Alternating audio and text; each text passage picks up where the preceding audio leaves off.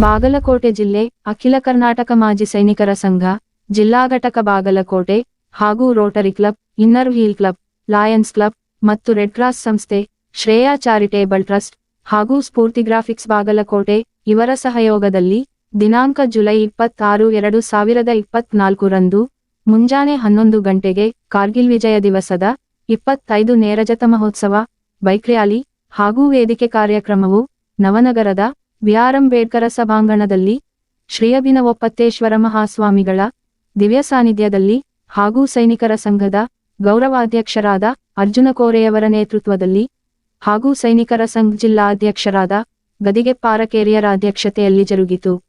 ಮೊದಲಿಗೆ ಜಿಲ್ಲಾಧಿಕಾರಿಗಳ ಕಾರ್ಯಾಲಯದ ಆವರಣದಿಂದ ಬೈಕ್ ಮೆರವಣಿಗೆ ಚಾಲನೆ ಪಡೆದು ವಿದ್ಯಾಗಿರಿ ಮೂಲಕ ಹಳೆಯ ಬಾಗಲಕೋಟೆಯ ವಲ್ಲಭಾಯಿ ಚೌಕ್, ಬಸವೇಶ್ವರ ವೃತ್ತ, ರೈಲ್ವೆ ನಿಲ್ದಾಣ ಮಾರ್ಗವಾಗಿ ನವನಗರದ ಬಿಆರ್ ಅಂಬೇಡ್ಕರ ಭವನದ ಆವರಣಕ್ಕೆ ತಲುಪಿತು.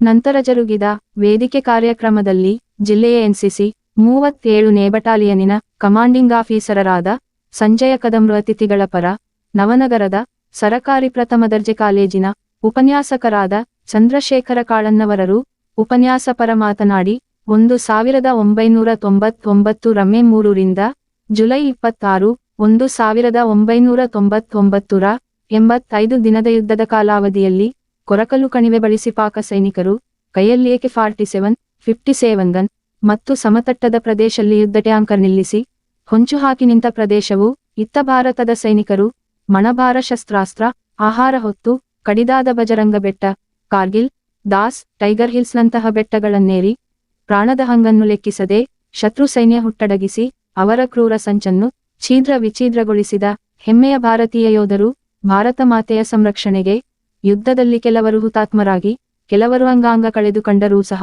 ಭಾರತದ ಬಾವುಟ ಹಾರಿಸಿದರು. ಆ ಒಂದು ನಮ್ಮ ವೀರ ಯೋಧರ ಶೌರ್ಯ, ಸಾಹಸ, ತ್ಯಾಗ, ಬಲಿದಾನ ಸ್ಮರಿಸುವುದು ಪ್ರತಿ ಭಾರತೀಯನ ಕರ್ತವ್ಯವಾಗಿದೆ ಎಂಬ ಕಿವಿಮಾತುಗಳು ಪ್ರಸ್ತಾಪವಾದವು.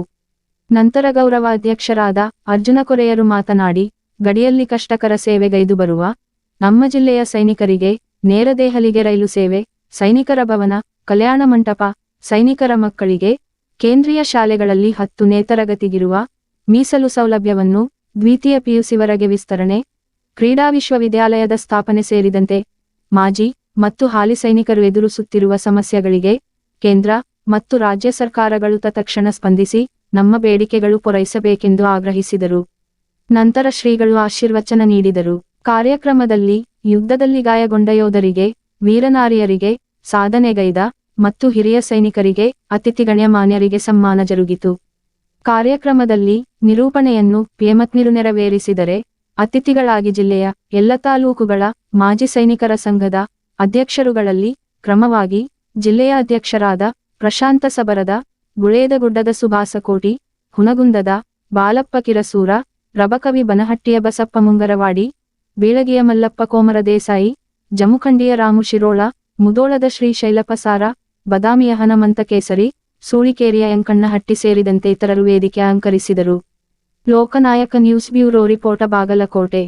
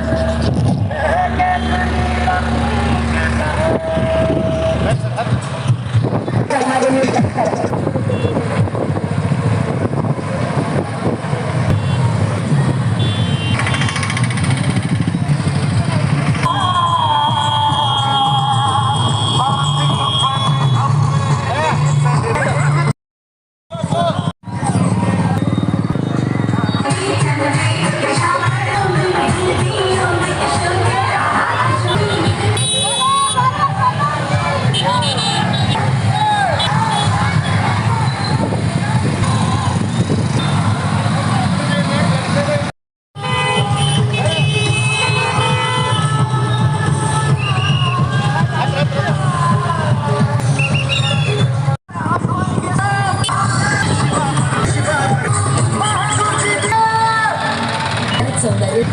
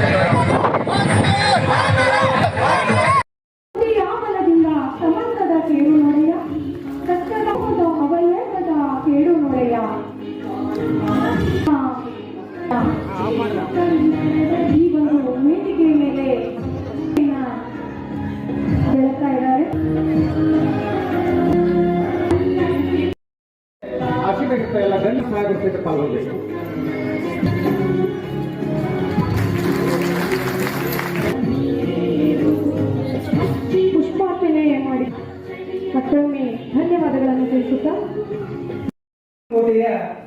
Rotary Club, Lions Club, Inner Wheel club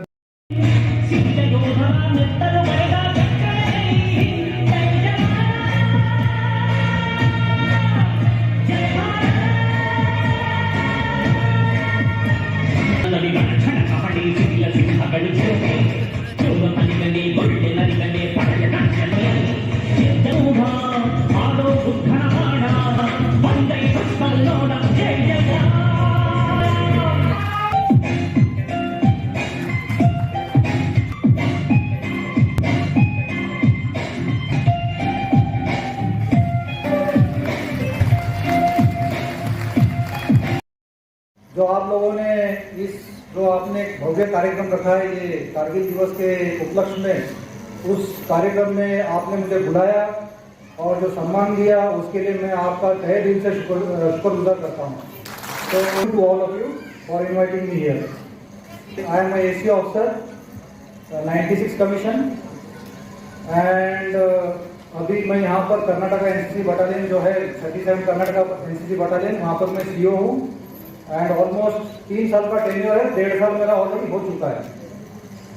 तो इस 1.5 साल के टेन्योर में मेरा ये पहला मौका मिला कि आप लोगों से पास से इंटरेक्शन करने का मौका मिला एंड मैं चाहूँगा कि इसी तरह से क्या हो इंटरेक्शन होना चाहिए आपस में, ताकि क्या है कि जो है कम्युनिकेशन जो चैनल है वो खुला रहता है। आप लोगों ने जो कारगिल दिवस के उपलक्ष्य में जो भव्य कार्यक्रम आयोजित किया है उसके लिए as a serving soldier I am very thankful and grateful to you कि आज एक हम ये सब कह सकते हैं कि आज एक खुशी का भी दिन है और एक गम का भी दिन है। खुशी का दिन ये है कि 1999 में ऑफ विजय में हमने एक जो हमने मतलब के जेसीओ से लेके जवानों ने मिलके जो कारगिल बटाली द्रास की ऊंची पहाड़ियों में पर जो एक किसी जो आदमी जो सिविलियन है वो यकीन भी नहीं कर सकता है कि उस कठिन परिस्थितियों में हमने उन पर क्या किया, विजय को किया। ऑफिसर्स ने, काफी सारे जेसीओज ने, काफी सारे जवानों ने अपने जीवन का सर्वोच्च बलिदान दिया। बड़ा बलिदान और कोई नहीं हो सकता है। हमारे जैसे मैं बटाली द्रास सेक्टर नहीं था जब ये ऑफ विजय हो रहा था, और ये लड़ाई मैंने अपने आंखों से देखी है, सामने से देखी है। और उसमें जो यंग ऑफिसर्स, यंग जवान किन कठिन परिस्थितियों में उन्होंने जो लड़ाई लड़ी, वो जिसने यूनिफॉर्म पहना है वही जान सकता है। एक सिविलियन उसको कभी कठिनाइयों को क्या है समझ नहीं सकता है। अपना सर्वोच्च बलिदान दिया देश के लिए, उसको हम उन सबको आज हम आपने इतने बड़े खूबसूरत प्रोग्राम से उन सबको याद किया, इसके लिए again thank you to all of you. बाकी फौजी तो मरने तक क्या रहेगा, फौजी रहेगा। सो 37 कर्नाटक बटालियन में मैं तो एनसीसी एक छोटी यूनिट है। ನಮ್ಮ ಅಖಿಲ ಕರ್ನಾಟಕ ಮಾಜಿ ಸೈನಿಕರ ಸಂಘ ಬಹಳ ವರ್ಷ ಆಗಲಿಲ್ಲ. 22ರಲ್ಲಿ ಎಲ್ಲರೂ ತಿರುಪತಿ ಜಿಲ್ಲೆಯಾದ್ಯಂತ ಎಲ್ಲ ತಾಲೂಕು ಅಧ್ಯಕ್ಷರ ನೇತೃತ್ವದಲ್ಲಿ ಮತ್ತು ಜಿಲ್ಲಾಧ್ಯಕ್ಷರ ನೇತೃತ್ವದಲ್ಲಿ ಬೆಂಗಳೂರಿಗೆ ಹೋಗಿ ಈ ಅಖಿಲ ಕರ್ನಾಟಕ ಮಾಜಿ ಸೈನಿಕರ ಸಂಘ 2022-21 ನವೆಂಬರಲ್ಲಿ ಉದ್ಘಾಟನೆ ಆಯಿತು. ಅದೇ 2023 ಜನವರಿಯಲ್ಲಿ ರಿಜಿಸ್ಟ್ರೇಷನ್ ಆಯಿತು. 2 ವರ್ಷ ಪೂರ ಆಗಿಲ್ಲ. ಈ ಸಂಘ ಹೆಂಗೆ ಬೆಳೀತಪ್ಪ ಅಂತ ಅನ್ನೋದಕ್ಕೆ ಹಲವಾರು ಉದಾಹರಣೆಗಳನ್ನು ಹೇಳಿ ನಾನು ಕಾರ್ಯಗಳಿಗೆ ಸ್ವಲ್ಪ ಹೋಗ್ತೇನೆ. ಇದರ ಬಗ್ಗೆ ಕಾರ್ಯ ಕೇಳಿ ವ್ಯಕ್ತಿಯಿಂದ ತಯಾರಾಯಿತು. ಅದು ಯಾರಪ್ಪ ಅಂತಂದ್ರೆ ಡಾಕ್ಟರ್ ಶಿವಣ್ಣವರು ರಾಜ್ಯಾಧ್ಯಕ್ಷರು ಮತ್ತು ಅಲ್ಲಿಗೆ ಹೋದಂತ ಮಂಜುನಾಥ್ ಚಿತ್ರಿಗೆ ಅವರು, ಅವ್ರ ಜೊತೆಯಲ್ಲಿ ಕೈ ಜೋಡಿಸಿದ ವೀರನಾರಿ ಗೌರವಾಧ್ಯಕ್ಷರಾದ ಮಡಿಕೋಟ್ ಮೇಡಮ್ ಅವರು ಪ್ರತಿಯೊಂದು ಹಳ್ಳಿ ತಾಲೂಕು ಎಲ್ಲೆಲ್ಲಿ ಏನಿದಾವ ಅವ್ರ ಕಡೆ ಮಾಜಿ ಸೈನಿಕರ ಸಂಘದಲ್ಲಿ ಹೋಗಿ ಎಲ್ಲ ಜನರಿಗೆ ಒಂದು ಅಖಿಲ ಕರ್ನಾಟಕ ಮಾಜಿ ಸೈನಿಕರ ಸಂಘದಲ್ಲಿ ಆಗಬೇಕು ಅಂತ ಹೇಳಿ ಅವ್ರ ಮನಸ್ಸನ್ನು ನೋಡಿದ್ದು ತಯಾರಾದಂತಹ ಘಟಕ ತಾಲೂಕು ಘಟಕಗಳು ಎಲ್ಲ ನಾನು ಏನೋ ಒಂದು ಮಾಡಬೇಕು, ಸಾಧನೆ ಮಾಡಬೇಕು ಅಂತಂದಾಗ ತೆರೆಗೆ ಒಬ್ಬರಿಗೆ ವಾಪಸ್ ಸೈನಿಕರ ಸಂಘಕ್ಕೆ ನಾನು ಏನಾದರೂ ಒಂದು ಕೊಡುಗೆ ಕೊಡಬೇಕು ಅಂತ ಹೇಳಿ ಎಲ್ಲ ಬಾಡಿ ಕಮಿಟಿ ಮೆಂಬರ್ಸ್ 80% ಹುಡುಗರಿದ್ದಾರೆ, ಒಳ್ಳೆ ಕೆಲಸ ಮಾಡ್ತಾರೆ, ಯಾರಿಗೇನಾದ್ರು ಕೊಡೋದಿದ್ದಾರೆ. ಇಡೀ ಭಾರತಕ್ಕೆ ನಮ್ಮ ಸೈನ್ಯದ ಪ್ರಗತಿ ಏನು, ನಮ್ಮ ಸೈನ್ಯದ ತಾಕತ್ತು ಏನು ಅಂತ ಗೊತ್ತಾಯ್ತು. ಎರಡನೇದಾಗಿ ನೆನೆದರೆ ಸೈನಿಕರನ್ನು ನೆನೆಯಬೇಕು, ನೆನೆದರೆ ರೈತನನ್ನು ನೆನೆಯಬೇಕು ಅಂತೇಳಿ ಇದು ಬಸ್ಸಲ್ಲಿ ಮಾತ್ರ ಇದೆ, ಗ್ರೌಂಡ್ ಅಲ್ಲಿ ಇಂಪ್ಲಿಮೆಂಟ್ ಆಗಿಲ್ಲ. ಕೆಲಸ ಹೋದ್ರಂತ ನಮ್ಮ ಚಪ್ಪಲ್ ಹೊಲಿಬೇಕು, ಬೂಟ್ ಹೊಲಿಬೇಕು, ಆ ರೀತಿ ಅಡ್ಡಾಡಿ ಕೆಲಸ ಆಗೋಲ್ಲ. ಸೈನಿಕ ಬಂದಪ್ಪ ಜಲ್ದಿ ಕಳಿಸ್ಬಿಡ್ರಿ. ಅವ್ನು ಕೆಲಸವಾಗಿ ಕೆಲಸ ಮಾಡಿದರೆ, ಒಗ್ಗಟ್ಟಾಗಿ ಕೆಲಸ ಮಾಡಿದರೆ ನಮ್ಗೆ ಯಾವುದೂ ಅಸಂಭವ ಇಲ್ಲ. ಇವತ್ತಿನ ದಿನಮಾನದಲ್ಲಿ ನಮ್ಮ ಅಖಿಲ ಕರ್ನಾಟಕ ಮಾಜಿ ಸೈನಿಕದ ಹಿರಿಯರಾದಂಥ ಮತ್ತು ಕೈ ಜೋಡಿಸಿದಂಥ ನಮ್ಮ ಸೆಕ್ಯೂರಿಟಿ ಅವ್ರ ಕೈಯಲ್ಲಿ ಕೆಲಸ ಮಾಡ್ತಾರೆ. ಒಬ್ಬ ಉದ್ಯಮಿಯಾಗಿ ತಯಾರಾಗಿದ್ರು, ಸಮರ್ಥ ಸೆಕ್ಯೂರಿಟಿ ಬಂದರು ತಯಾರು ಮಾಡಿದ್ರು, ಟ್ರಾನ್ಸ್ಪೋರ್ಟ್ ತಯಾರು ಮಾಡಿದ್ರು. ನಮ್ಮ ಬಾಗಲಕೋಟೆಗೆ ಬರಬೇಕು, ಅದಕ್ಕೆ ಏನು ಬೇಕು ಎಲ್ಲರೂ ಬಂದು ನಾವು ಹೋರಾಡೋಣ. DC ಅವ್ರಿಗಾಗಲಿ MP ಅವ್ರಿಗಾಗಲಿ ನಾವು ಮನವಿ ಮಾಡ್ಕೊಳ್ಳೋಣ. ನಿಮ್ಮೆಲ್ಲರ ಪರವಾಗಿ ನಾವೆಲ್ಲರೂ ಹೋಗಿ ನಿಂತು ಆ ಕೆಲಸ ಮಾಡೋಣ. ಪ್ರಪ್ರಥಮವಾಗಿ ವಿಶೇಷ ಆದರೆ ನಮಗೆ ಬಹಳ ಒಳ್ಳೆಯ ಅವಕಾಶ. ಎರಡನೇದು, ಡೆಲ್ಲಿವರೆಗೆ ನಮಗೆ ಟ್ರೈನ್ ಇಲ್ಲ. ವಾರಕ್ಕೊಂದ್ಸಲ ಹೋಗ್ಬೇಕಂದ್ರೆ ಮತ್ತೆ ಮುಂದಿನ ವಾರ ನೋಡಬೇಕಾಗುತ್ತೆ. ಹುಡುಗಿಗೆ ಹೋಗಿ ಅಲ್ಲಿ ಬೇರೆ ಬೇರೆ ಟ್ರೈನ್ ಉತ್ತರ ಸಲ ಬರ್ಕೋಬೇಕು. ಹಾಗಾಗಿ ನಮಗೆ ಟ್ರೈನ್ ವ್ಯವಸ್ಥೆ ಆಗಬೇಕು. ರೈಲ್ವೆ ಸ್ಟೇಷನ್ದಲ್ಲಿ ಒಂದು ಸೈನಿಕ್ ವೇಟಿಂಗ್ ಹಾಲ್ ಅಂತ ಸೈನಿಕ ಆರಾಮಕರ ಆಗಲಿ, ಅದು ಆಗಲಿ ಬಹಳ ಒಳ್ಳೆಯದು. ಯಾಕಂದ್ರೆ ನಮ್ಮಲ್ಲಿ ಸುತ್ತಮುತ್ತ ಹಳ್ಳಿಯಲ್ಲೆಲ್ಲ ಟೂರಿಸಂ ಇರೋದ್ರಿಂದ ನಮ್ಮ ಸಾಮಾನ್ಯ ರಾತ್ರಿ ಬಂದಲ್ಲಿ ಕಾರ್ಟೂನ್ ವ್ಯವಸ್ಥೆ ಆಗಬೇಕಲ್ಲಿ ನಮ್ಮ ಸೈನಿಕರಿಗೆ ಬಂದು ಅವಕಾಶ ಕೊಡಬೇಕು. ಕೇಂದ್ರ ವಿದ್ಯಾಲಯ ಆಗಬೇಕು, ಬರಬೇಕು. ಇದಲ್ಲದೆ ನಮಗೆ ಸೈನಿಕ ಕಲ್ಯಾಣ ಮಂಟಪ ಆಗಬೇಕು. ಎಲ್ಲರಿಗೂ ಕಲ್ಯಾಣ ಮಂಟಪ ಸೈನಿಕರು ಬಂದಾಗ ಅದಕ್ಕೆ ಯಾರು ಇದು ಮಾಡೋದಿಲ್ಲ. ಬಂಧುಗಳೇ, ನೀವೆಲ್ಲ ತಾಕತ್ತಾಗಿ ಒಂದಾಗಿ ಕೆಲಸ ಮಾಡಿರಿ ಅಂತಂದ್ರೆ ಇದೇ ನಮ್ಗೆ ಅಸಂಭವ ಕೆಲಸ ಮಾಡೋಣ. ಈಗ ಹಲವಾರು ಕಳಿಸ್ತಾಳೆ. ಸೈನಿಕರು ಸೇರುವ ಸಮಯದಲ್ಲಿ ಒಂದು ಆ ಸೈನ್ಯ ಸೇರಿ ವಾಪಸ್ ಬರುವಂತಾಗ ಒಂದು ಕೈ ಇಲ್ಲ ಒಂದು ಕಾಲಿಲ್ಲ ಅಂತಂದಾಗ ಆ ತಾಯಿ ಮನೆಗೆ ಹೆಂಗೆ ಕರ್ಕೋಬೇಕು? ಯಾಕಂದ್ರೆ ಆ ತಾಯಿ ಭಾರತ ಮಾತೆಯ ಸೇವೆಯಲ್ಲಿ ತನ್ನ ಪುತ್ರನ ಕೈ ಕಾಲು ಹೋಗಿ ಖುಷಿಯಿಂದ ತಗೊಳ್ತಾಳೆ. ಅದಕ್ಕೆ ಬಂಧುಗಳೇ, ಯಾವುದೇ ಯೂನಿವರ್ಸಿಟಿ ನಮಗೆ ಪರಮವೀರ ಚಕ್ರ, ಅಶೋಕ್ ಚಕ್ರ, ಕೀರ್ತಿ ಚಕ್ರ, ಶೌರ್ಯ ಚಕ್ರ ಅವಾರ್ಡ್ ಕೊಡೋದಿಲ್ಲ. ಅದು ಏನಾದರೂ ಕೊಡೋದಿಲ್ಲ ಅಂದ್ರೆ ಸೈನ್ಯ, ಈ ಸೈನ್ಯದ ಬೆಂಬಲ ಯಾರು ಬಂದವರು 140 ಕೋಟಿ ಚಕ್ರ ಆಶೀರ್ವಾದ ನಮ್ಮಲ್ಲಿ. ಇದಾದ್ಮೇಲೆ ಮಿಸಸ್ ಯಾರೋ ತಮ್ಮ ಪತಿಯನ್ನು ಕಳ್ಕೊಂಡಾರ, ಯಾರೋ ತಮ್ಮ ಮಕ್ಕಳನ್ನು ಕಳ್ಕೊಂಡಾರ, ಯಾರೋ ಮಿಸಸ್ ತಮ್ಮ ಪತಿಯನ್ನು ಕಳ್ಕೊಂಡಾಗ ಅವನು 6 ದಿವಸಗಳ ಕಾಲ ಮದ್ರಾಸ್ ಹುಡುಗನೆ ನಮ್ಮ ಜೊತೆ ಕೆಲಸ ಮಾಡ್ತಿದ್ದ. ಅಂತ ಒಂದು ವ್ಯಕ್ತಿ 6 ದಿವಸಗಳ ಕಾಲ ನಿಮ್ಮೆಲ್ಲ ಉಸಿರಾಟದ ಆಕ್ಸಿಜನ್ ಅವ್ರಿಗೆ ಸ್ವಲ್ಪ ಇರೋದ್ರಿಂದ 140 ಕೋಟಿ ಜನರ ಆಶೀರ್ವಾದದಿಂದ 6 ದಿನ ಜೀವಂತಿದ್ದ. ಇವನ ದಿವಸಕ್ಕೆ ಅವನಿಗೆ ಡೆಲ್ಲಿಯಲ್ಲಿ ಒಗ್ಗಟ್ಟಾಗಿ ಕೆಲಸ ಮಾಡಿದೆ. ಹಿರಿಯರಿಗೆ ಗೌರವ ನಾವು ಸಲ್ಲಿಸಿದ್ರೆ ಅವರ ಆಶೀರ್ವಾದದಿಂದ ನಾವು ಏನಾದ್ರು ಸಾಧ್ಯತೆಯು ಸಂಭ್ರಮ ಇರುತ್ತೆ. ನನಗೆ ಬಹಳ ನೋವು ಅನ್ಸುತ್ತೆ. ವಿಜಯೋತ್ಸವವನ್ನು ನಾವು 25ನೇ ವರ್ಷದ ದೀಪೋತ್ಸವ ಇಡೀ ವಿಶ್ವದೊಳಗೆ ನಮ್ಮ ಭಾರತದಲ್ಲಿರ್ತಕ್ಕಂಥ ತಾಯಿಯಂದರ ಶ್ರೇಷ್ಠವಾದ ಗುಣ ಎಂಥದ್ದು, ಭಾರತದಲ್ಲಿಯ ಶಕ್ತಿ ಅಂತದ್ದು ಅನ್ನುವಂಥದ್ದನ್ನ ನಾವು ಅವಲೋಕನ ಮಾಡ್ಕೊಳ್ಬೇಕಾದ್ರೆ ಸೈನಿಕ ಅತ್ಯಂತ ಕಿರಿಯ ವಯಸ್ಸಿನ ಸೈನಿಕ, ನಾವು ಮುಂದೆ ಬಹಳ ಓದಬೇಕಾಗಿರ್ತಕ್ಕಂಥ ಒಬ್ಬ ಸೈನಿಕ ಭಾರತದ ಧ್ವಜವನ್ನು ಹೊತ್ತು ಆ ತಾಯಿಯ ಮುಂದೆ ಬಂದಾಗ ಆಗಲಿಲ್ಲ. ಯಾರ್ಯಾರು ಈ ಜಗತ್ತಿನೊಳಗ ಹಡವ ಕಳವ ಮಕ್ಕಳು ಮರಣವನ್ನು ಹೊಂದಿದ್ರ ಆ ನೋವನ್ನು ಹೇಳ್ಕೊಳ್ಳೋದು, ಆ ಮಗುವಿನ ಧ್ವನಿಯನ್ನು ಕೇಳಿ. ಆದ್ರೆ ಇನ್ನೊಬ್ಬ ಅವನ ಸೋದರ ಇದ್ದಾನೆ, ಏನಿದ್ದಾನೆ, ಆದರೆ ಕಾರ್ಯದಿಂದ ಅದು ಭಾರತ ಮಾತ್ರ 527 ಸೈನಿಕರು ತಮ್ಮ ಪ್ರಾಣವನ್ನ ಬಲಿದಾನಗೈದಿರ್ತಕ್ಕಂಥ ಒಂದು ಕಡೆ ಎಲ್ಲೋ ಅನ್ಸುತ್ತೆ. ಜನ್ಮ ಕೊಟ್ಟ ಎಷ್ಟೋ ತಾಯಿಯಂದಿರ್ತಾರೆ, ಮಡದಿಯರಿದ್ದಾರೆ, ನಮ್ಮ ಸೈನಿಕರ ಮಡದಿಯರಿದ್ದಾರೆ, ತಾಯಿಯಂದಿದ್ದಾರೆ, ಮಕ್ಕಳಿದ್ದಾರೆ.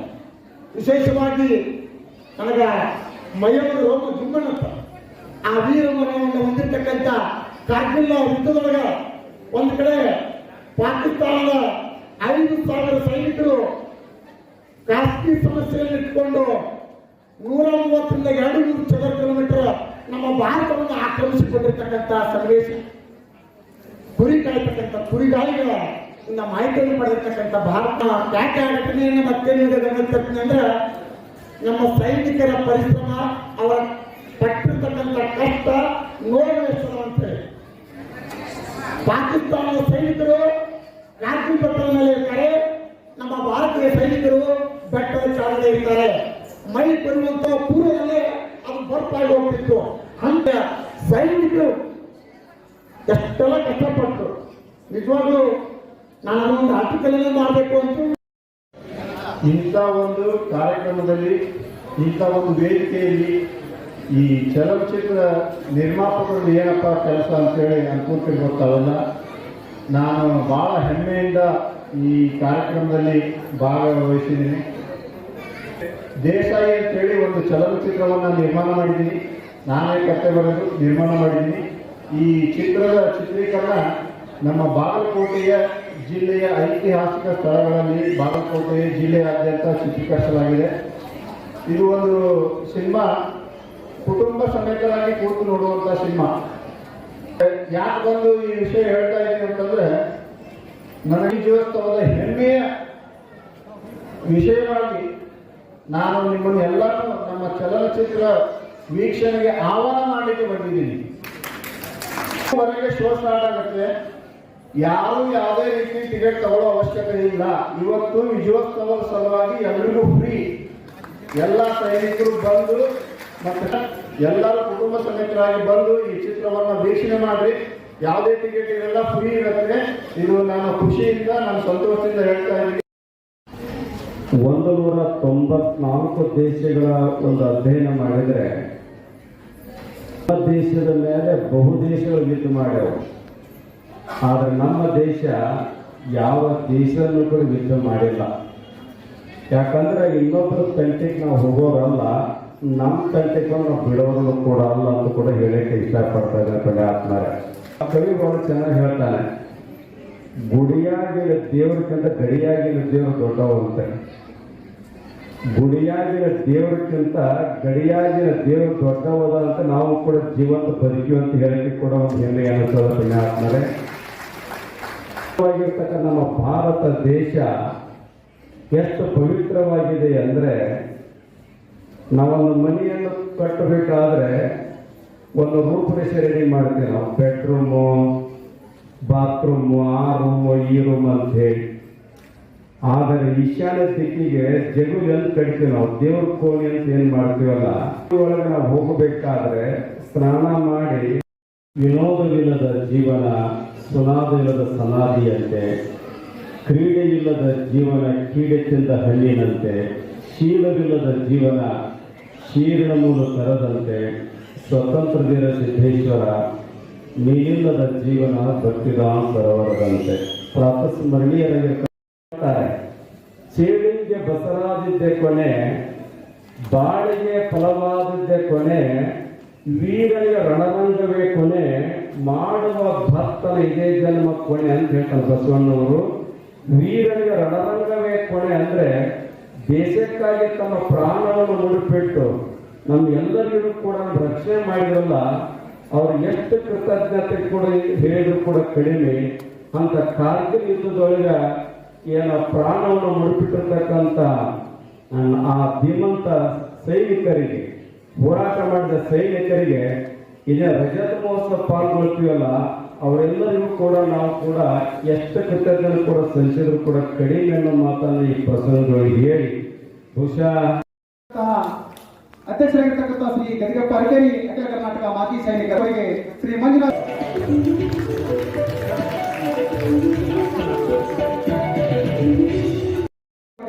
ಮಾಲಾರ್ಪಣೆಯೊಂದಿಗೆ ಮುಂದಿನದಾಗಿ ಶ್ರೀ ಬಸಪ್ಪ ಮುಂಗರವಾಡಿ ಅಧ್ಯಕ್ಷರು ಅಖಿಲ ಮಾಜಿ ಸೈನಿಕರ ಸಂಘ ರಬಕವಿ ಸನ್ಮಾನಿಸಬೇಕು. ಮಂಜುನಾಥ್ ನಾಲ್ಕವಾಡಿ ಸೈನಿಕರ ಸಂಘ ಹುಣಗಂ ಈ ಮಹನೀಯರು ಬಂದು ಸನ್ಮಾನ ಸ್ವೀಕರಿಸಿದ ಎಂಕಲ್ನ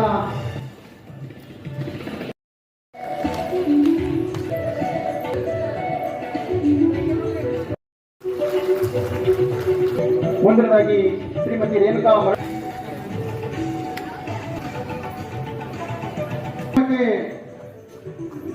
ಅತ್ಯಂತ ಮಹಾನ್ವತ ವ್ಯಕ್ತಿ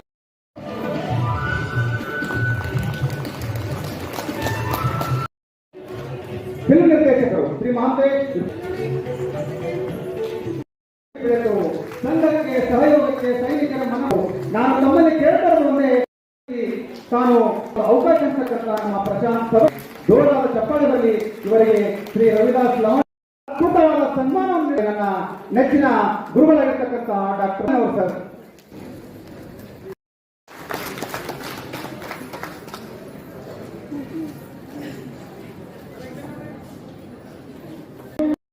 ಗೊತ್ತಿರುವ ವಿಷಯ ಈ ಜಿಲ್ಲಾ ಕಾರ್ಯಕ್ರಮದಲ್ಲಿ ಅದಷ್ಟು ಗೊತ್ತಾಗುತ್ತದೆ. ಅಭಿಪ್ರಾಯದಲ್ಲಿ ಪ್ರಾತಃ ಯಶಸ್ಸು ಸಾಧಿಸಲಿ ಅಂತ ವೇದಿಕೆ ಚಪ್ಪಾಳೆ ಮಾತನಾಡಿದ್ದಾರೆ.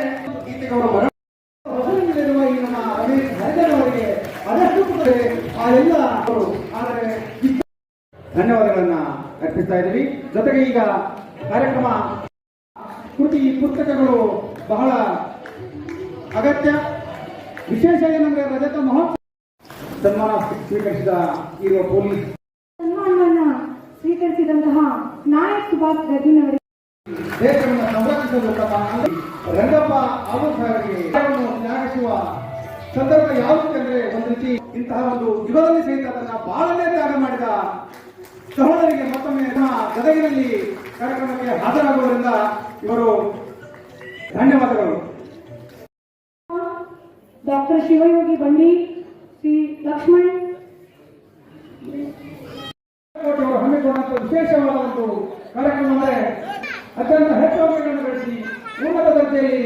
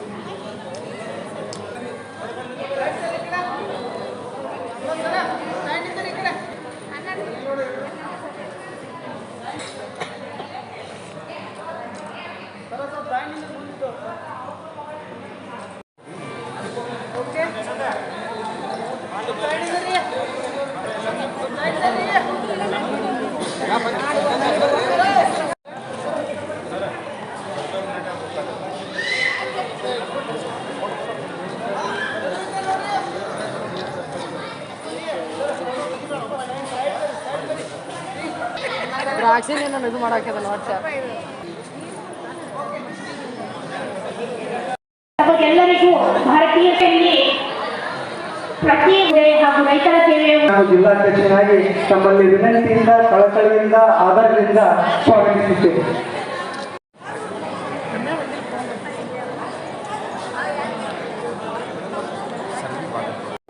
ಕರೆದಲ್ಲಿಗೆ ಓಡೋಡಿ ಬರುವ ನನ್ನ ಆತ್ಮೀಯ ಸಹಚರ ಹುಡುಗಂದ ಮಾಧ್ಯಮ ಪತ್ರಕರ್ತ ಶ್ರೀಯುತ ಇಬ್ರಾಹಿಂ ಉದ್ಘಾಟಕರಾಗಿ ಶ್ರೀ ಎಚ್.ವೈ. ಮೇಟಿ ಮಾನ್ಯ ಜನಪ್ರಿಯ ಅಲಂಕರಿಸಬೇಕು. ನೇತೃತ್ವವನ್ನು ವಹಿಸಿಕೊಳ್ಳಲು ಶ್ರೀ ಅರ್ಜುನ್ ಕೋರಿ